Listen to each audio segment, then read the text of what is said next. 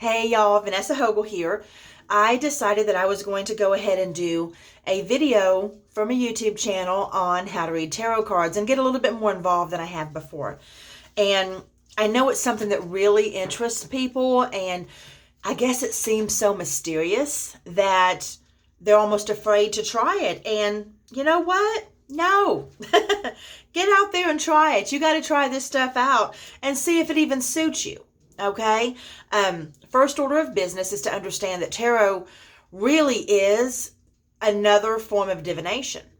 Whether it's scrying, using a pendulum, tea leaves, tarot, Ouija, although Ouija can get a little bit darker at times, but I guess anything can based on, what your energy is behind it. Tarot is simply just that. It is a way to open up that doorway between our existence and those who have passed on.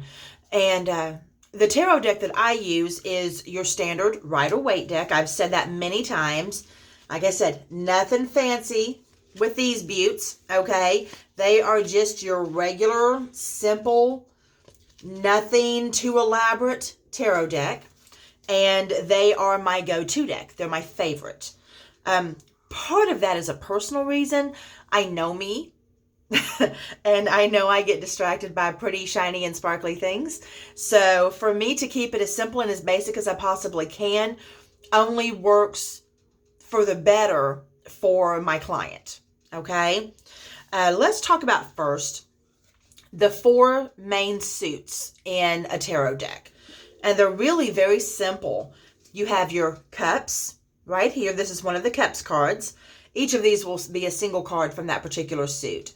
You have your cups card that is your emotion, good, bad, or indifferent. That is happiness, sadness, anger, joy, frustration, anything that has to do with what makes your little soul tick. That's your emotion, and that's what cups represent. Wands are exactly that. And I always tell people when I'm reading for them, a really simple interpretation of this particular card, of the wand card, regardless of what denomination it's in, is to imagine Harry Potter. Yep, I said it, Harry Potter. Imagine Harry Potter, and he's got his wand in his hand, and and he swings it out, and what he manifests through his words and his thoughts end up at the end of that wand. That's the finalization of it. Okay? Same with these. They're all about manifestation. They're all about wishing something or forming a thought in your head and having it come to fruition. That is what manifestation is all about, okay? And you can manifest bad as quickly as you can manifest good. Remember that, okay? That is a very important thing to remember. Your next one is swords. Swords are a force of words. They're action. In many cases, they can be harsh. They also show determination. They show perseverance. They are an action card.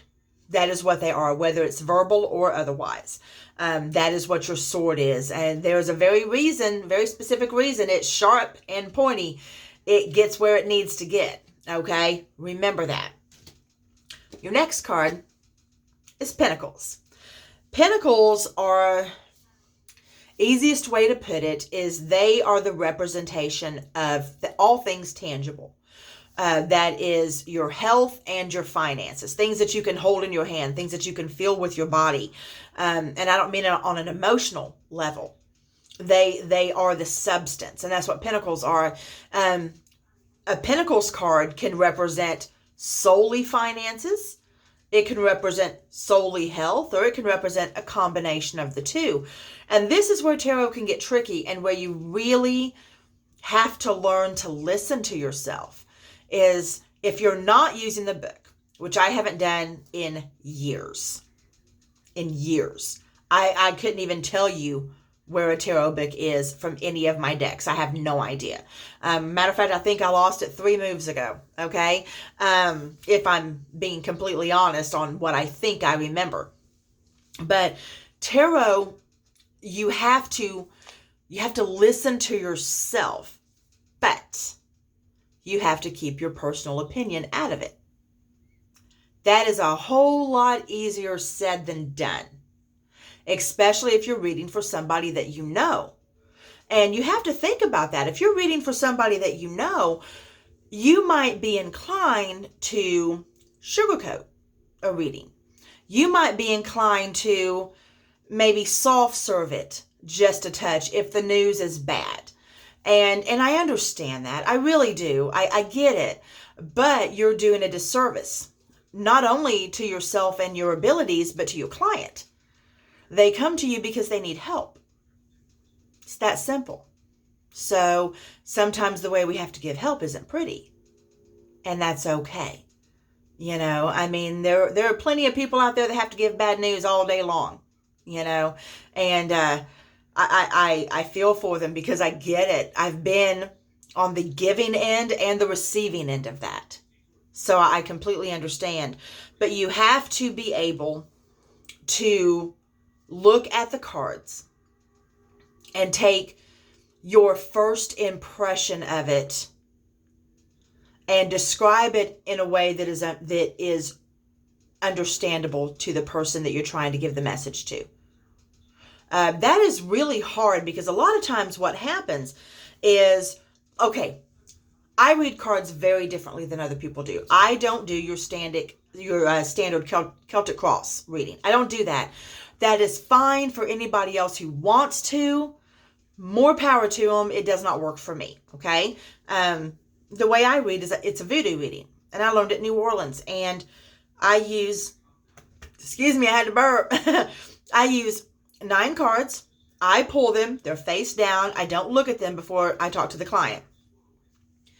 They tell me the order in which they want them turned over, giving me 3 numbers at a time, any configuration, 1 through 9.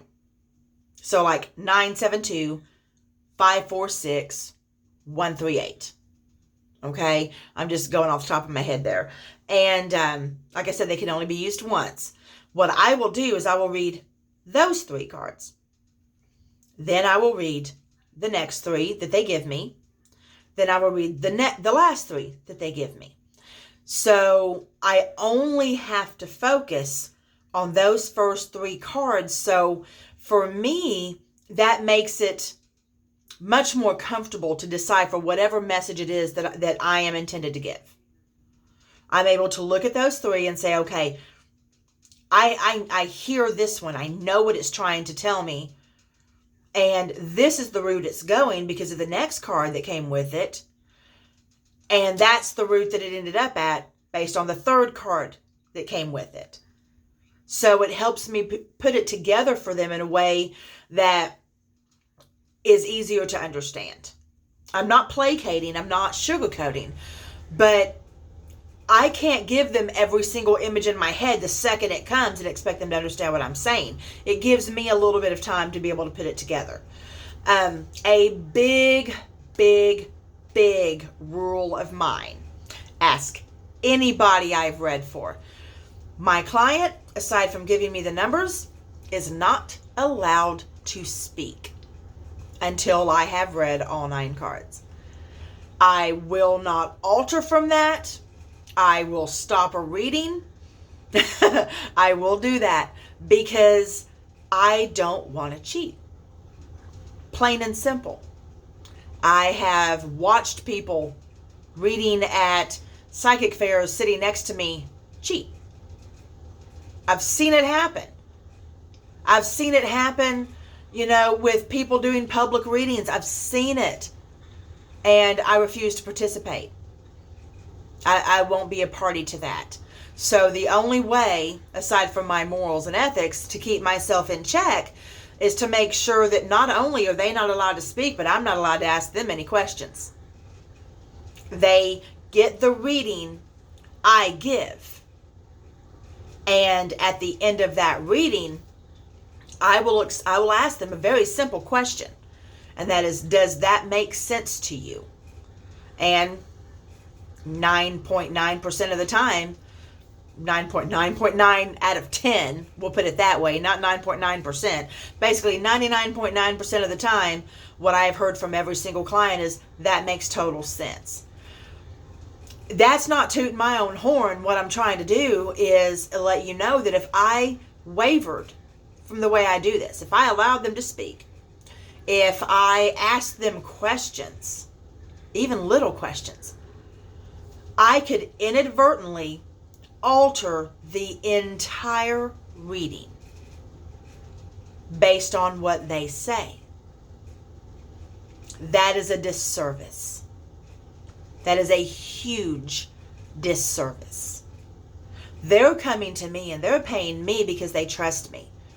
The least I can do is earn it. And that is for all the readers out there that maybe see themselves not being quite as ethical as they should, change it. For people out there that spend their money on readings and feel like maybe what I'm saying makes a little bit of sense and maybe they've been taken for a ride, don't hop on that same bike, honey. Find somebody else. And I'm not saying it's got to be me. I don't have time to do all the readings people ask me to do. But get references. Get references. Okay? If you're worried at all, ask people you trust. Have you had a reading from this person? See what they say, but don't stop there. Ask them, did they ask you any questions? Or did they read you and then y'all talk? Guys, that's an important question. Trust me. Use it. Utilize your voice. It's your damn money, okay?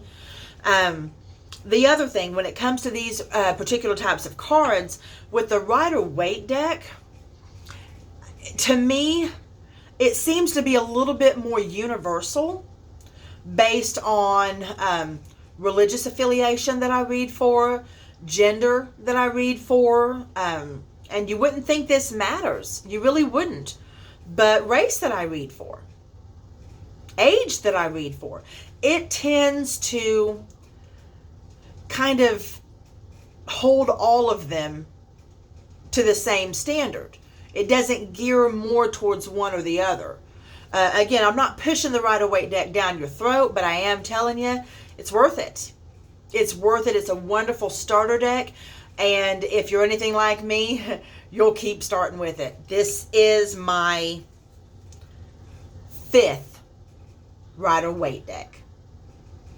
I have worn out 4 other decks. Okay?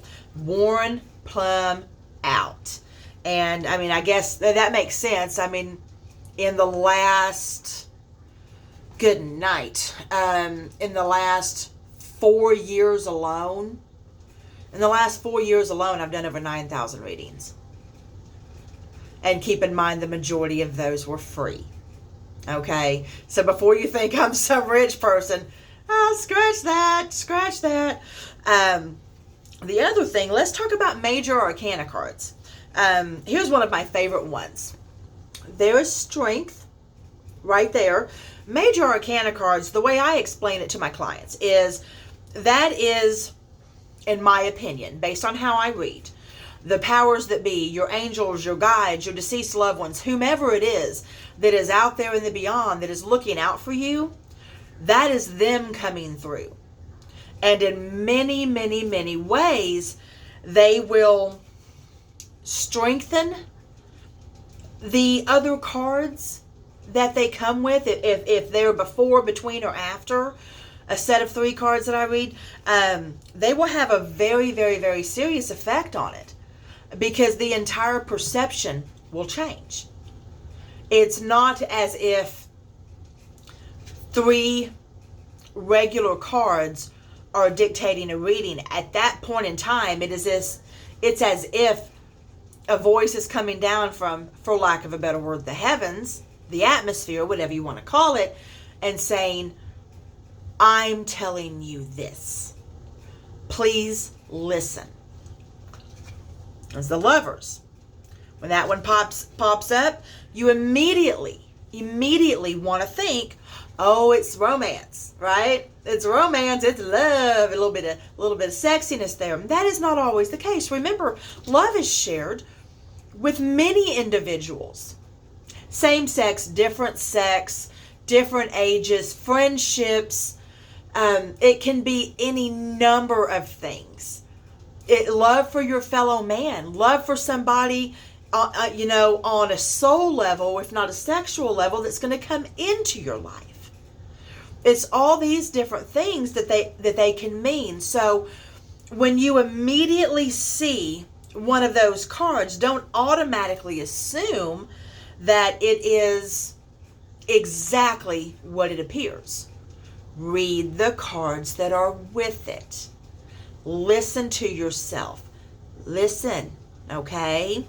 Another really good one, and I'm trying to find it in here. It's one of my favorite cards in the deck. And it's probably one of the ones that is really, it is what it is. Okay? It just is what it is. And it's the Fool. And I'm trying to find it here. It's a big old deck, y'all, and I can't find it. But the Fool really is what it is to me. Very rarely does it embody anything of a negative fashion. What it actually does for me is indicate adventure, a childlike quality, a sense of wonder, somebody that is willing to take risks and take a chance. Here we go. My favorite card. My favorite card. Again, yes, it is called the Fool, but it does not mean foolish. Okay? So that is probably my best example of how you have to take your personal opinions out of it when you're reading tarot. Take your personal opinions out. You're not reading you. Okay? You're not reading you. You are trying to help others. So personal opinion, when it comes to helping others in a tarot deck, is irrelevant. You are simply a vessel to deliver a message. And I highly recommend that you do it with ethics and morals. Okay? So if I can think of anything else I need to put on here, I will in a different reading. But I at least just wanted to get that out there. So anyway, love you guys. That's it for tonight. Bye.